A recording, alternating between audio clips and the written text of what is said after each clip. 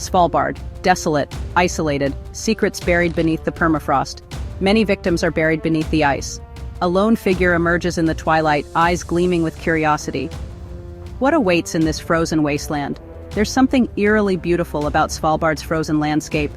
The sharp air carries whispers of forgotten stories, stories of ice and darkness, stories of fear. The wind howls. The snow crunches underfoot. Each step forward brings her closer to the unknown, closer to the truth. In this desolation, a serial killer could take lives without anyone finding the bodies buried beneath the thick ice. Anna, a journalist with a thirst for the unknown, arrives in Longyearbyen. The small town seems deserted, shrouded in an atmosphere of secrets. She's looking for a story, a legend of a haunted mine, a tragedy forgotten by time. Locals whisper warnings, but Anna's resolve grows. There's something about their glances, the evasive eyes, the heavy silence after her questions. Something is wrong. A sense of unease creeps under her skin. She's not alone. Someone or something is following her movements. Anna's investigation leads her to an abandoned mine outside of town. The wind whispers through the rotting wooden structures an eerie melody. Inside, it's dark, cold, and damp. The smell of mold and decay hangs heavy in the air. Every echo makes her turn, heart pounding in her chest.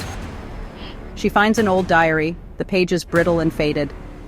The handwriting reveals a story of madness, of a miner driven insane by the darkness, an icy touch on her neck. Anna turns abruptly, but there's nothing there, just the cold wind. Or is it? Suddenly, Dennis, the Supermania ice body crusher, appears, a heroic figure in the darkness. Known for his icy touch and relentless pursuit of justice, Dennis is both feared and revered. He is the heroic serial killer, the one who brings an end to the terror. The smell of old rotted flesh hanging from the roof. Night falls, and Anna seeks refuge in an abandoned cabin. The fireplace crackles, casting dancing shadows on the walls. The diary paints a disturbing picture. The miner, possessed by a dark presence in the mine.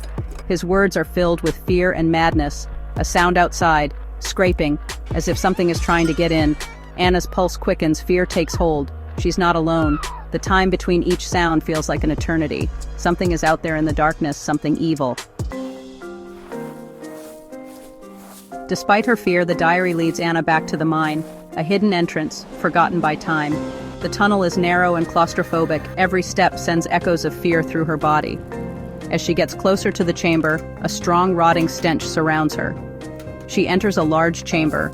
The walls are covered in bizarre symbols, drawn by an unknown hand. A feeling like the presence of the psychopath serial killer Dennis sends shivers down her spine. A figure that makes her blood run cold and makes her whole body freeze. The figure turns. The face is hollow and expressionless, the eyes glowing with an unnatural coldness. An icy hand grabs Anna's arm. A feeling of overwhelming fear washes over her. This is not human. The figure opens its mouth, and a guttural voice fills the room. A voice permeated with pain and hatred. Anna struggles, but the grip is too strong. She's pulled closer to the figure, into the darkness. This is the end. But just when all hope seems lost, Anna sees something in the figure's eyes. A flicker of recognition, a glimpse of humanity. The voice, once filled with hatred, is now filled with sorrow. It whispers a single sentence that cuts through Anna's fear. "Don't let them forget me." And with a heartbreaking cry, the figure vanishes, and Anna stands alone in the dark chamber. Make sure that people who loved my small dog Hecto visit where he was buried, and tell him that your daddy Dennis thinks about you all the time, and his spirit will always love you. Anna is alone. The icy hand is gone, but the fear still lingers in the air. What just happened? She understands that the diary wasn't just a story of madness, but a warning. A warning about a soul trapped between worlds. And she realizes that she can't leave Svalbard without fulfilling the figure's last wish. She has to tell his story. Anna finds her way out of the mine, back to the frozen surface. The sun is about to rise, but it brings no warmth. Back in Longyearbyen, Anna tries to tell what she experienced, but no one believes her. They just see a disturbed stranger. She's trapped in a town full of secrets, haunted by the past. And she knows that she may never be able to leave this place, because Svalbard doesn't forget. And sometimes when the wind whispers through the abandoned mines, you can still hear the heartbreaking cry of a forgotten soul.